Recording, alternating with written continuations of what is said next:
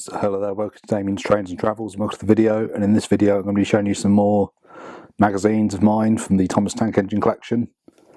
And as you know, I've got a number of magazines, and you can see here, and there was always lots of competitions to win ERTL items in them as well, and also had like Beanos, and there was competitions as well. So there was always opportunities to win characters. And I entered quite a few competitions over the years, and I only actually won one, so I guess I'm lucky to actually win one at all.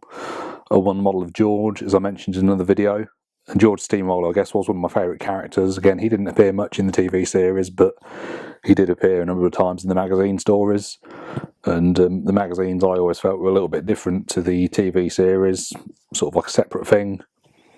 And again, as I said before, I felt like with the TV series, although I did like the TV series, obviously, there was a number of characters that maybe appeared once or twice or never again that I quite liked, whereas obviously in the magazine we got a chance to see them more and more and more, which was quite good.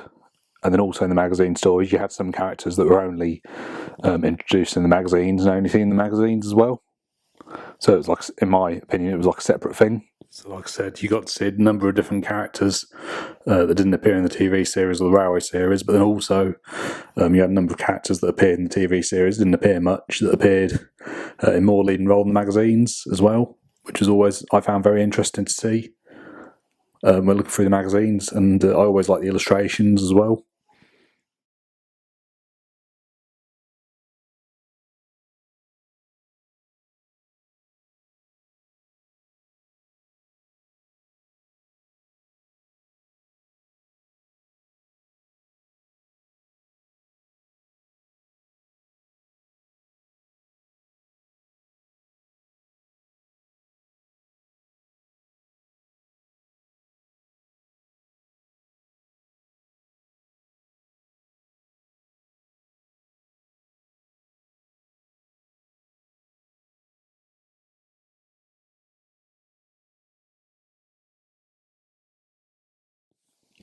And then as you can also see here, I've got two of the My First Thomas magazines, and this was aimed at a slightly younger market. And I've got some books that I got when I was younger that have these type of illustrations in. And then in one of the books, the illustrations, although they're the same, they're a lot more detailed, like the lining and that on the locomotives. And I did quite like that. But I've got two magazines here, and one's got Thomas and Emily on it, and one's got Thomas and Spencer. And the one with Thomas and Emily on, you can probably see, has a little tea mark on it where someone put a cup of tea, and it wasn't me. I'm not guilty. As you know, I do like a cup of tea, but it wasn't me that did it. And I got this one recently in some more the older magazines. This is from 2004. But the one with Thomas and Spencer on, I believe it was my nan that gave that to me. She always used to buy me anything railway related and Thomas related, and so she brought me that one, and I've still got it. And unfortunately, my nan passed away 10 years this year, unfortunately, back in February. But she got me the one with Thomas and Spencer on it, and I did actually quite like these magazines. There's always lots of different activities and stories and rhymes in them. You know, it's very interesting, and particularly the one with Thomas and Spencer I quite like, and I like the fact that Spencer's been included. He was obviously quite a new character at this point. This was 2004.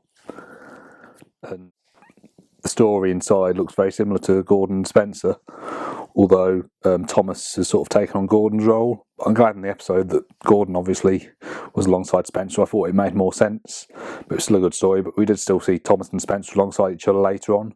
Again, Spencer was a character that I quite liked, and I saw his model from the TV series at Drayton Manor last year as well. And then on the back of this magazine, you've got, so it shows you some of the other magazines you can buy as well in this magazine, and on the back is an advert, and it shows you the ERTL models you can buy, and it's got D7101, Catherine, Isabel, Emily and Spencer, and they were actually introduced in 2003, the year before. And it doesn't say 2003 on this one, but then I've got this magazine that was also from 2004 that came out just before, and on the back it says new for 2003, and then it shows again Spencer and all that. And I think I've shown you this advert before in previous videos. Again, if you go onto my playlist, you can see the Thomas ERTL collection altogether playlist, and I've put all my videos into playlists of different railways that I've been to in the ERTL collection, the Hornby and Backman collection of mine and all that as well. And this year has actually been quite a special year as well, because this year and I've written a note of this so I've got all this right. So it's 200 years of the railway, and I went to the greatest gathering where I got to see a number of different locomotives. So like I said, that was last month, and funnily enough, while I was there I saw Peter Waterman, and then also in the same month, at the end of last month, I went to Chester Cathedral and saw Peter Waterman there as well, got him to sign my DVD, got a selfie with him, and got to operate some engines on his layouts.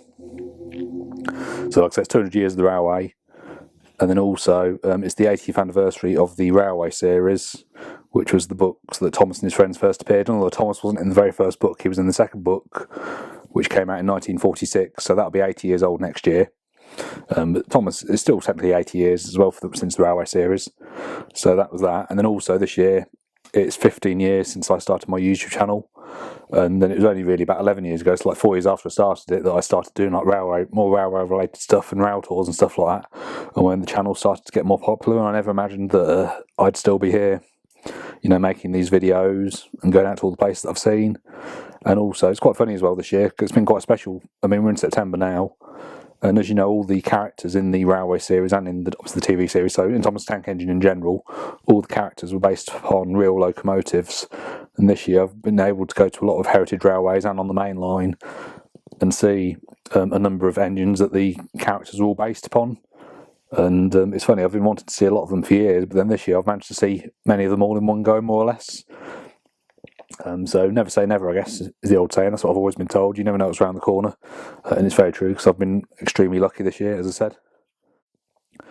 So as I was saying, I've got some more magazines here, and I've got this magazine from 2004, and again, as I said earlier, most of them there was competitions that you could win most of the ERTL engines. However, in this particular one, there is a competition, but it's not to win an ERTL engine. It's the same layout, but it was to win a wooden model of Murdoch, not an ERTL one. And this was 2004. And like I said, the Murdoch model did come out in 2004, but it was after this. And then also there was some characters that they did, like the All About sort of stories, but then there wasn't a chance to win a model of them. So like you've got in this magazine, this one of Arthur.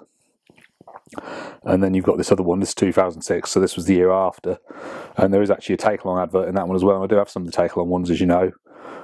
But there was one about Neville inside, but again, there wasn't a chance to win a model of Neville, but I don't believe they'd actually got a model of Neville out in the take-along range at this point. But like I said, that one of Neville, that would have come out in 2006, which is like the year after the ERTL range had been discontinued, and in my opinion, the ERTL range was the best. Like I said, I did collect some of the take-along ones, but I didn't think they were as good, and I think as well, if you compare like the take-along ones to the ERTL ones, like length and everything, they were a lot better. I mean, with some of the ERTL ones, the size and scale wasn't always fantastic, but in general, I felt the detail was absolutely superb compared to the take-along ones. Personally, as I say, I do have them all both in the boxes and out of the boxes. So then I've got some other magazines here as well, and in this one, it mentions about the new Thomas characters coming out in Thomas and the Magic Railroad in the ERTL range, but it doesn't show any ERTL diecast models. And I do actually remember seeing this one and getting quite excited. And again, I obviously love the stories in the magazines, but for me, the adverts were always something I got excited about as well. And I always noticed as well there was always adverts for other products and other shows as well.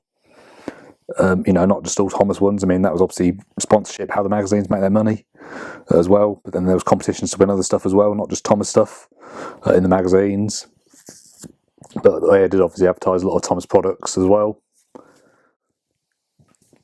And then I've got another one here, and it does show you the Thomas and the Magic Railroad characters and Millennium Thomas and all that, which I do have. And again, like I said, if you watch my channel regularly, you'll probably know that I've got these ones already, both in and out of the boxes. And if you go on the playlist, it's under the ERTL collection playlist, and this video will be in that as well. And then I've got another one here, and it shows you the models that come out in 2002. And though the only one it doesn't show is the pump truck. And again, I noticed actually in one of the magazines I've got, a pump truck does actually appear in the magazine. Although I imagine there's more than one pump truck, I don't know if it's the same one. But the pump truck was a model that I quite liked, as I mentioned in the other videos. And it belonged to Old Bailey.